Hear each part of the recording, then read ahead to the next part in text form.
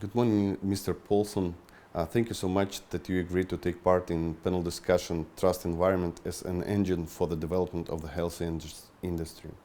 It's a great pleasure for me to be here, and I'm always happy to be present in the MGIMO activities.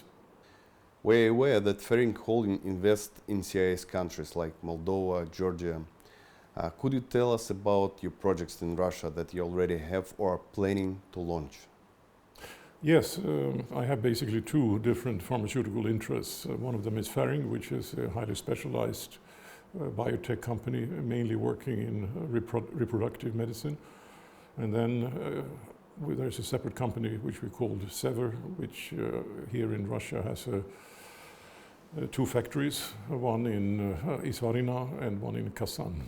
But these activities are completely separate.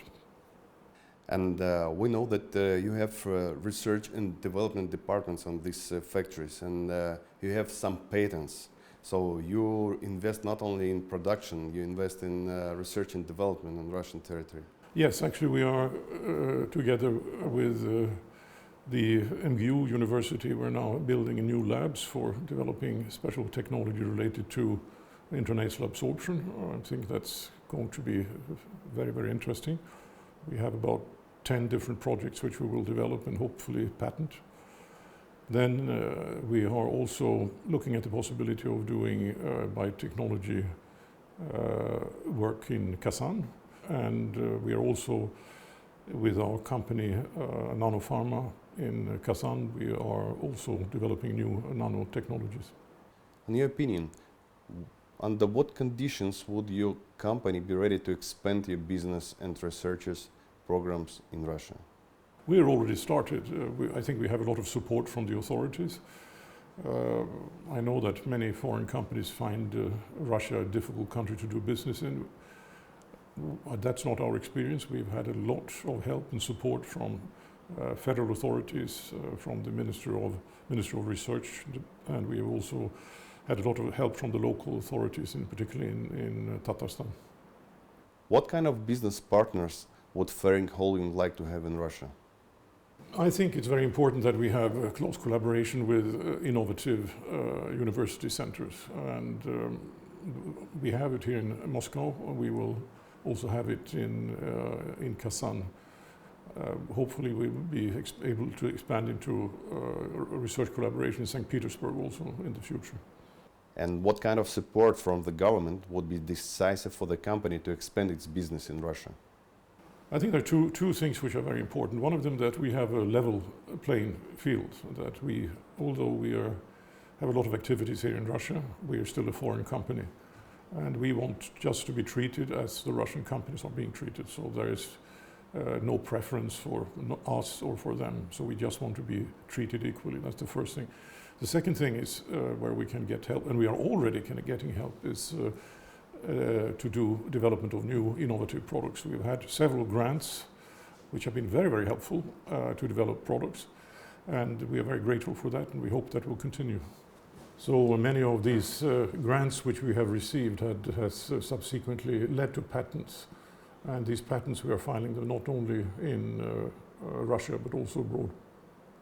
And I think that's a very, very positive collaboration, and we're very grateful for all the help we have received.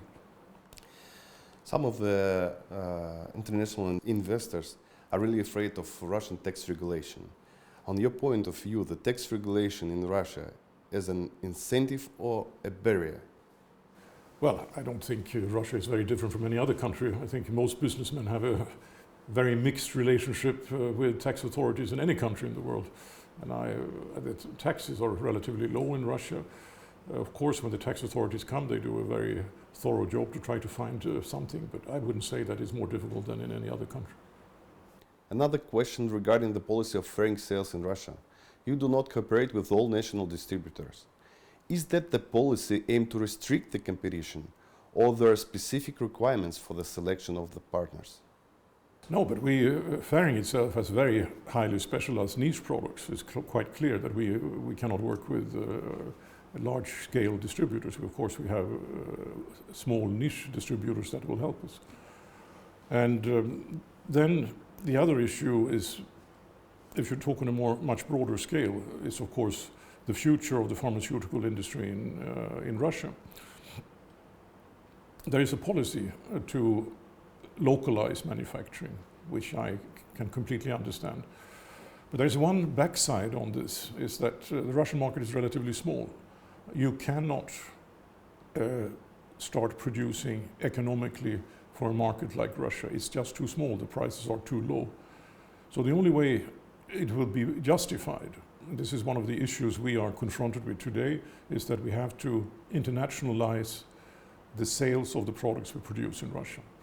And that's an extremely important question, because there we will need to have assistance from the authorities. We need to have the production here in Russia, the manufacturing here in Russia, done at standards which are being accepted internationally.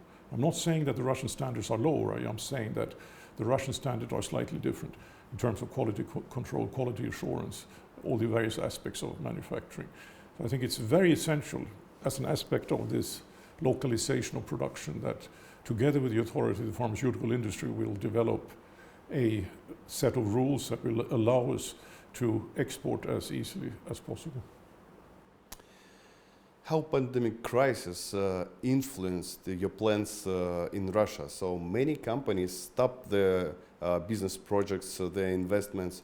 What about Ferring and group of the companies? That's a very, very important question.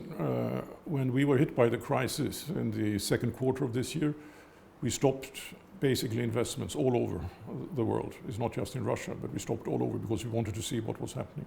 Now things are becoming clearer, and we will reactivate our investment plans here in Russia. That's a question of months, and we'll probably only have lost 6 to 9 months in our investment program. Well, I have a special interest in Russia, which is going a little bit wider than the manufacturing of pharmaceutical, and that's the demographic situation. I see that the challenges facing Russia over the next 2-3 generations are, everybody puts a lot of effort into politics, economy, the environment, threat from the outside. That's not really the issue. The issue is the Russian changes, demographic changes, that the population is really decreasing. And what can we do to do? I know that the president is very, very aware of this, and there's a lot of programs going on in Russia to assist.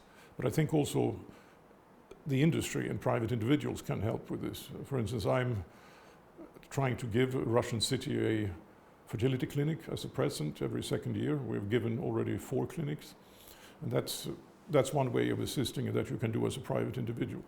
The other thing we can do is, of course, start local production here of the fertility treatments, and that's one of the things, one of the investment programs I was referring to earlier. So I think that these are some of the things you can do. On the more bigger national scale, there's constant changes in society, constant changes in technology. So the policies that were discussed and put into place 4 or 5 years ago become outdated, and there has to be from the side of the government, there has to be a constant revision of the policies and addressing these new changes that appear in society. It is really nice to speak with a very responsible investor, and the one who invests a lot of in Russia future, in Russian future generations. Thank you so much, Mr. Paulson.